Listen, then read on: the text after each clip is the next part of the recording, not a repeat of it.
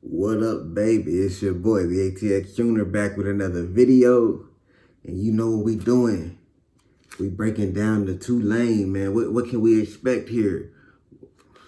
I don't know. I really don't know what we can expect here. But, man, I took some time and reflected.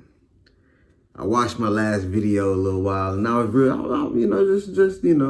me being a man, I was disappointed in myself, real emotional, real toxic, just like a lot of us are.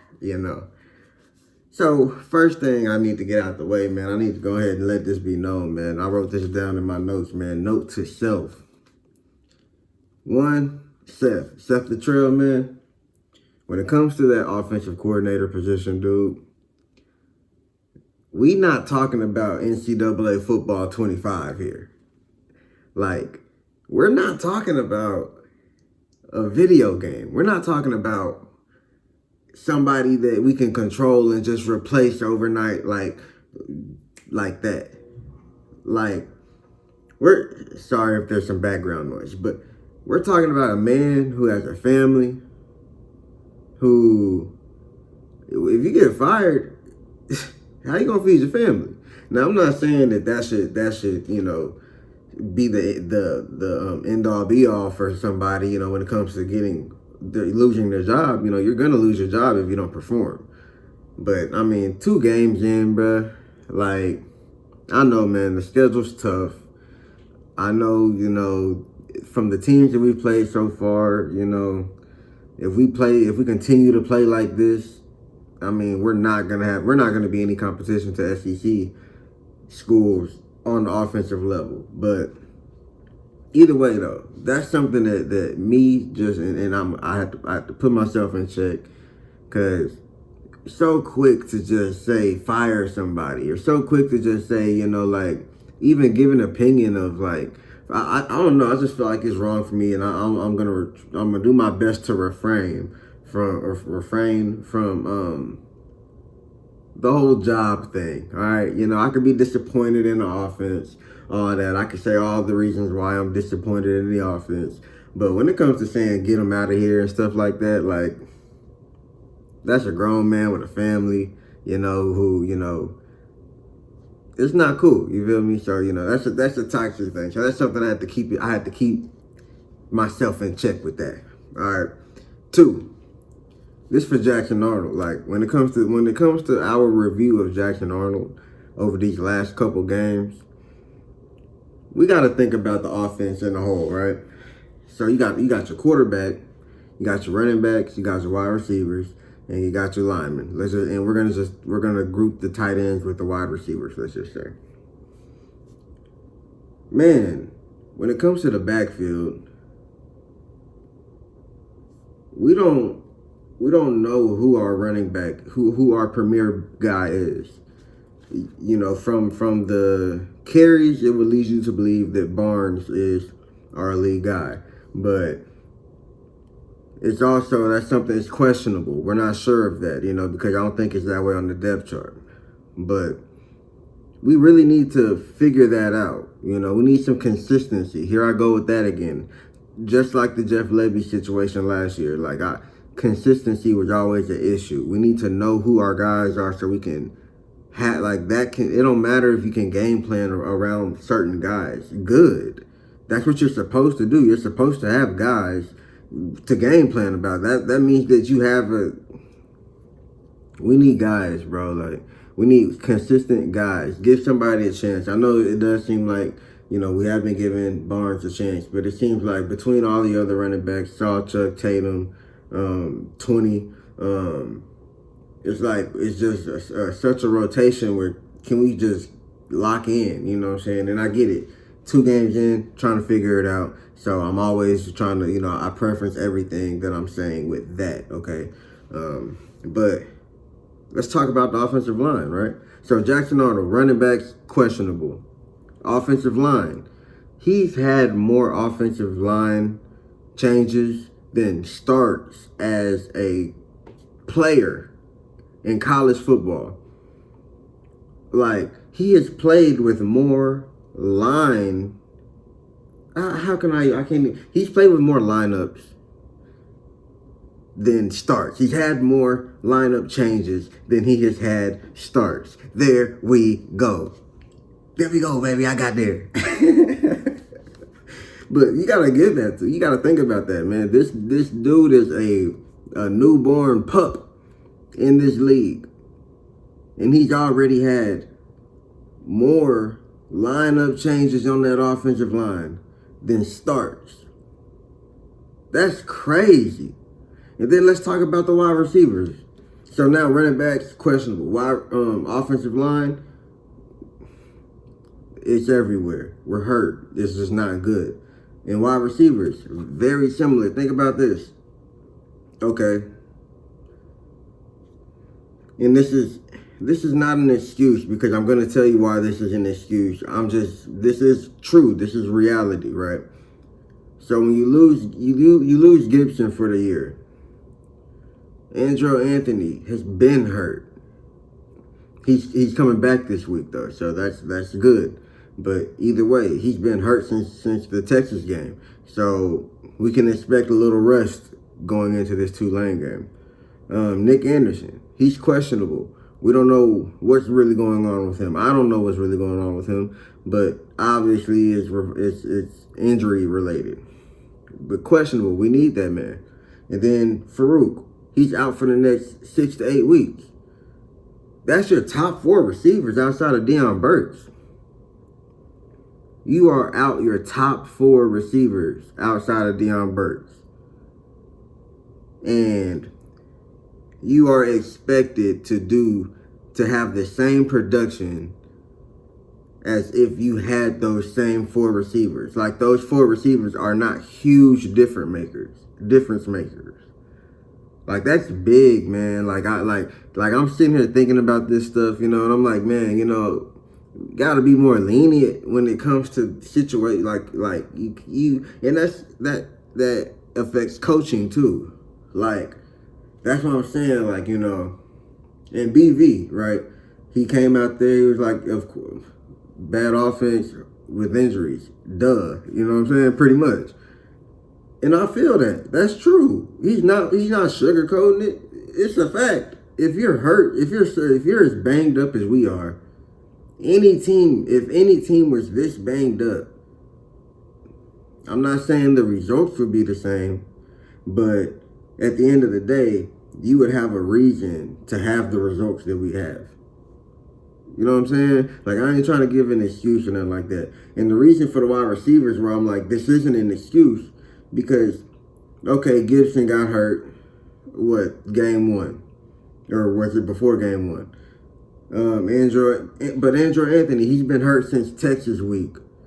Nick Anderson, I went to the spring game this year, and I don't even think he played in the spring game. So if he's been hurt that long, he's been hurt since the spring.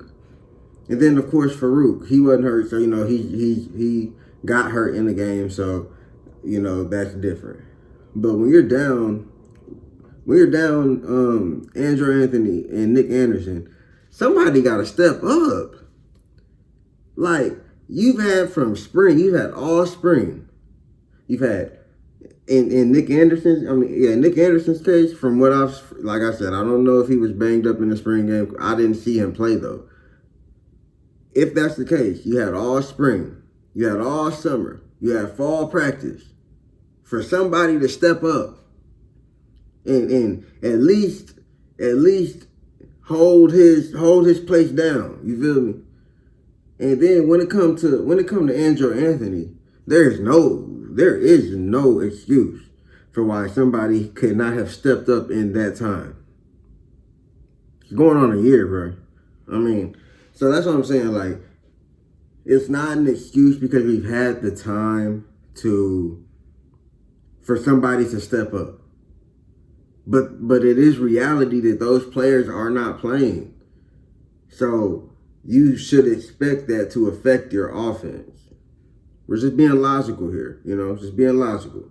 But anyways, I just wanted to go through that just before I broke down the game. This really doesn't have too much to do with the game at this point, but here we go with the game. Okay. So first I want to say this, right? my last video, just like I said, I gave offense 2 chances. I'm going to give them another chance. I'm going to say the same thing. Like, I expect numbers from this offense. I have not been shown numbers. So my expectations right now is out of my own idiocracy, if I'm wrong. So I can't blame nobody else on that offense if the numbers I'm thinking don't come to fruition, because that's on me. You know what I'm saying? They haven't shown this to happen yet. So that's on me for thinking this, for having this hope for this team. You feel me? So, first of all, running back. Now, at this point, Barnes is the starter. That's how I feel. I feel like, just going off of the carries, Barnes is a starter. The man runs hard. You can't deny that the man don't look the best when he running. Like, and if he can make a man miss, he's gone. So that's why, like, Barnes is really that guy for real. That's why I say he should not ever be further than RB2 on that depth chart. You know what I'm saying? So, and plus he's been here, you know, and the part where I'm always preaching that Taylor Tatum should be the starter. Man, y'all have made so many good points on this, and it's completely true.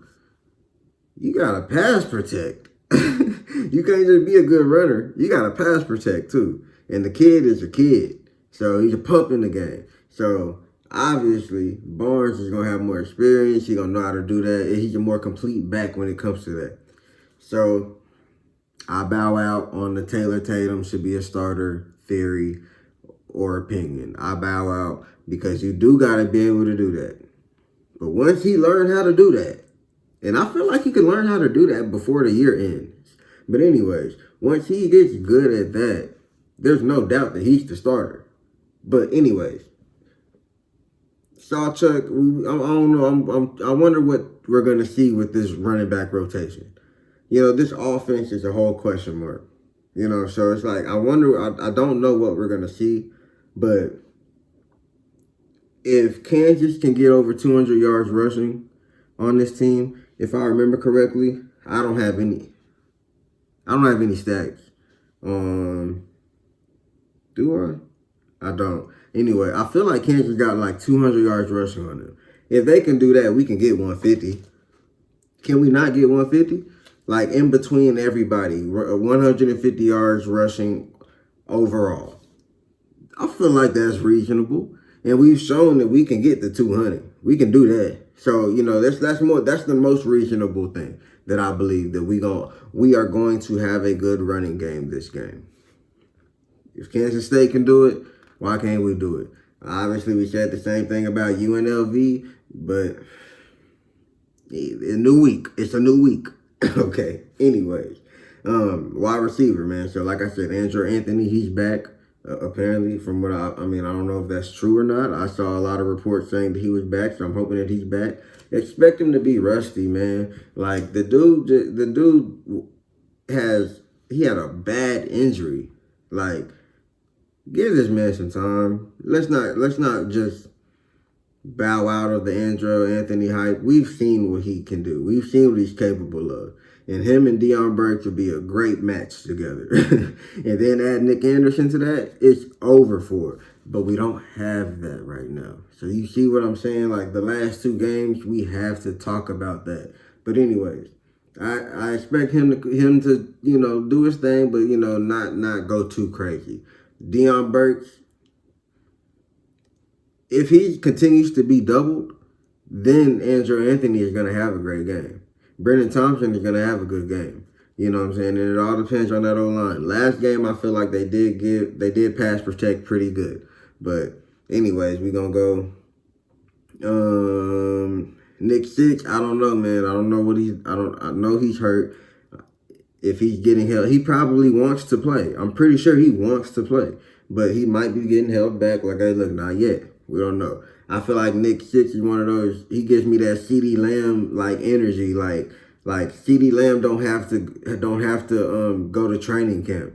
He can get on the field week 1 and dominate. I feel like that's how Nick Anderson is. I feel like once he does return, he's going to go crazy regardless of how long he's been out. But anyways, we don't know what he's being held. We don't know what's going on with that. But so with the offensive line, I expect like kind of more of the same. I mean, like I feel like I'm not a professional in this, so don't take my words as law. But I feel like Jackson Arnold had a pocket to throw through last week. The running game is a whole different issue. We don't get no push on that offensive line. But I feel like when it came to that passing game, you know, Jackson Arnold was a little jittery, and then the receivers could not get open. So I do feel like, but I did feel like he had a little time. You know what I'm saying? Like, you know, you can't expect somebody to just sit back there for 8 seconds. You know what I'm saying? So, like, the time that he had, I feel like it was a good amount of time. I feel like I can expect more of that. But I'm hopeful that the running game will be able to be a lot better on the interior. Because I really do, man, if we can kill them in the interior too, just beat them up. Like, I just want to see that gritty, like, ugly. Like, I want them boys to lead the field ugly. I want Tulane to look like they just got jumped out there at the end of the game. Like, that's what I want to see out of that offensive line. It's like it's not physical enough. Which that's the most physical part of this game. It's them trenches. So you gotta get, you know what I'm saying? Like, you gotta get there when it comes to that. But anyways, man, I feel like, I do feel like I'm hopeful that we're gonna continue to grow. This is the game before Tennessee, bro. Like, what we see on the film today is, I still do feel like I'm gonna set my expectations off of what I see on film today. I mean, not today, I'm sorry. On Saturday. But man, I really hope things are so much better by the time Tennessee comes to town, because they look good, man. They look good. And I mean, they look good against defenses that aren't Oklahoma's defense. Let's put it that way. But man, I can't even say anything about our offense and their defense, because our offense can't play tempo. Our offense can't, you know what I'm saying? Like, it's not nice. So, anyways, Hatchet out. Man, like, if it couldn't be any worse, that offensive line, here it goes. At this point, you know, like, we always talk about Bill Bedenbow. Like, people give him flack for this type of stuff. But you can't give somebody, just like Seth Littrell, just like Jackson Arnold,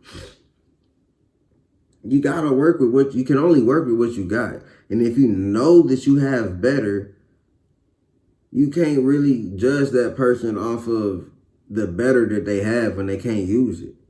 You know, like, it's not fair to that person, you know, and that's why I felt like my last video, I wasn't really fair to, like, Seth Littrell, you know, or Jackson Arnold. You know, you got to be more realistic about this. You got to look at the overall picture, and I feel like I wasn't doing that. So I feel like I'm hopeful for that O-line, but I know that we're banged up, and I know that you can only do what you can do, and from what we've shown what we can do, it look all right, bro, but it's not good enough. Let's put it that way. I said I wouldn't do this. I said I wasn't going to do it, but I'm going to do it. Jackson Arnold is going to go over, he's going to go over 250 yards passing this game. He's going to do it this game. That offense is going to get unlocked this game.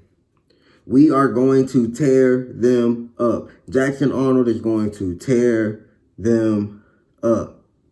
He's going to make better options. He's going to settle down in that pocket. He's not going to wait for the receiver to get open. He's going to throw his receivers open. This is going to be the game Jackson Arnold does it. I'm going to stand on it, and man, because like I said, this is the game that's going to set the expectation for me. And I expect that going forward, and I really hope that that's what I see, so I can continue to have this expectation. But I'm afraid to say, though, like, if it don't happen this game, I'm not gonna have that expectation ever again. Even if they show it, I'm still not going to expect it. This is the game. This is the game. For me, this is the game. Preseason is over after this week. We getting into it, okay? And it ain't pretty what we getting into. We got to get grimy. It's time, so we got to get there. Let's go to the defense. Not much to say about the defense. Dominate. Continue to dominate. Show that you can dominate against a good Tulane team, a good Tulane offense. A Tulane offense that had 3 receivers that had over 20 yards per catch. Mario Williams, you remember that name. 6 receptions, 128 yards, light day. Fleming, 4 receptions, 97 yards, light day. Bauman, 2 receptions, 49 yards, 2 touchdowns. That's it. Just 2 touchdowns, light day. 20 plus yards per reception each receiver. This is the first test for this secondary. We're going to figure it out. We're going to see what our secondary can do. We know what that front 7 is capable of. And we know that front 7 is so dominant that it makes it easy for that secondary. That's the goal, though. That's how it's supposed to. That's how it's supposed to work. But we going to figure it out this game. We going to see what this is. Are we locked up everywhere on this field? Or is it just the front 7? We going to find out. Man, they went off. And the defensive line and the linebackers eat. Like, I feel like them boys just need to eat. Like, they running back had 21 carries last game, 128 yards, and 1 touchdown. He ready to eat. But I know I don't have to preach to them boys. Them boys know that defensive line, them linebackers, that front 7 group there's nothing you have to say. It could be the best in the country. But anyways, for the score, man, I know our offense hasn't been able to produce. And I know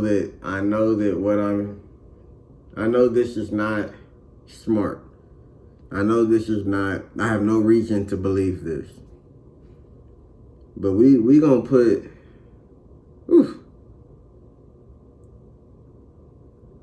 man, I put 35 on here. I put 35-14 on the paper. But I'm feeling bold. I'm feeling bold. 42-14, Oklahoma. Yeah. And it's gotta be that way. Because my lunch break is almost up and I'm out. So the positive message of the day is 42-14 Oklahoma. That offense is going to show up. Defense is going to continue to be the defense that it's been for the last year and 2 games. Y'all know why it got to be that way. It's in our DNA, baby. Bye.